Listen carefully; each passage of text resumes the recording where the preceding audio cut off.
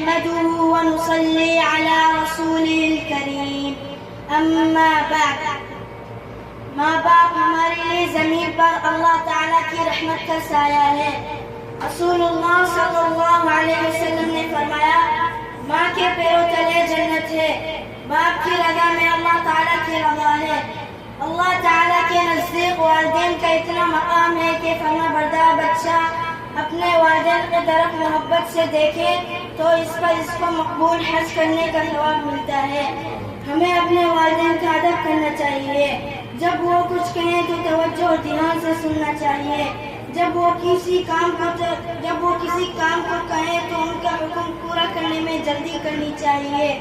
والدین کا نام لے کر پکارنا، ان سے پہلے بیٹھ جانا، ان کے سامنے پاؤں پھیلانا بلا ضرورت، ان سے آگے چلنا، یہ سب ادب کے خلاف ہے.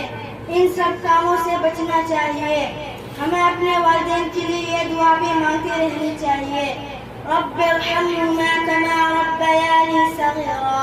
ترجمہ: اے میرے رب، جس طرح انہوں نے میرے بچپن میں مجھے پالا ہے، آپ بھی ان کے ساتھ رحمت والا معاملہ کیجیے.